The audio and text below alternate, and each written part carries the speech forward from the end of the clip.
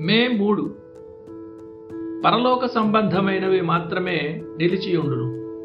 నీవు కుటుంబం, స్నేహితులతో సహా ప్రతి తాత్కాలిక సౌఖ్యాన్ని కోల్పోయినా నీ సంపద క్రీస్తులో భద్రంగా ఉంటే నీవు ఇప్పటికీ ధనవంతుడివే.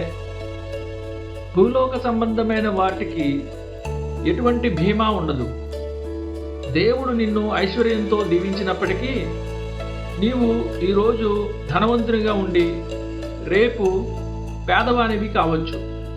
నీవు పూర్తి ఆరోగ్యంతో నిద్రకు ఉపక్రమించవచ్చు, కానీ తెల్లవారక ముందే తీవ్ర అనారోగ్యం లేదా మరణం నిన్ను చుట్టుముట్టవచ్చు. నీ ఆస్తిపాస్తులు తుడిచిపెట్టుకుపోవని గ్యారంటీ ఇచ్చేలా నీవు తగిన జాగ్రత్తలు తీసుకోగలవా? మంచి ఆరోగ్యాన్ని కొనడానికి లేదా నీ ఆయుష్ను ఒక్కరోజు పెంచుకోవడానికి సరిపడా ధనాన్ని నీవు సంపాదించగలవా?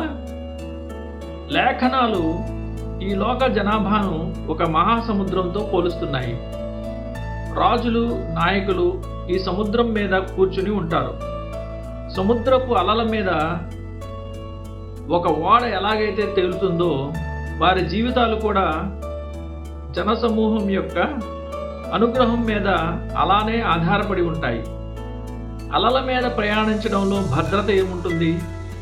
అవి ఒక క్షణం ఆకాశమంత ఎత్తుకు ఎగిసి మరుక్షణమే అగాధంలోకి పడిపోతాయి.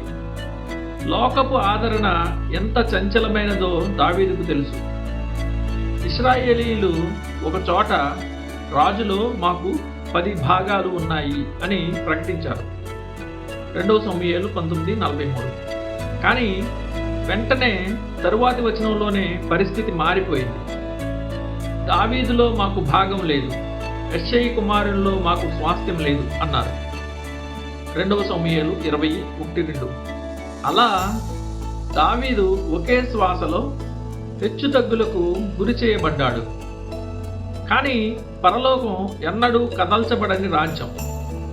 క్రీస్తు మార్పులేని శాశ్వతమైన భాగం. ఆయన ఇచ్చే కృప, ఓదార్పు నిత్య జీవం వరకు ప్రవహించే నమ్మదగిన ఊటలు. ఇశ్రాయేలీల దురాశ తీర్చడానికి వచ్చిన పూరేళ్లు త్వరగానే ఆగిపోయాయి.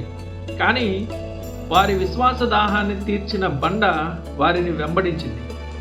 ఆ బండ క్రీస్తే. నీవు కుటుంబం, స్నేహితులతో సహా ప్రతి తాత్కాలిక సౌఖ్యాన్ని కోల్పోయినా నీ ఆత్మీయ సంపద క్రీస్తులో భద్రంగా ఉంటే నీవు ధనవంతుడివే. నీ కటిక చీకటి గడియల్లో క్రీస్తు నీ చెంతకు సమాధానంతో, ఈ వాగ్దానంతో వస్తాడు. మరణానికి గాని అపవాదికి గాని భయపడకు.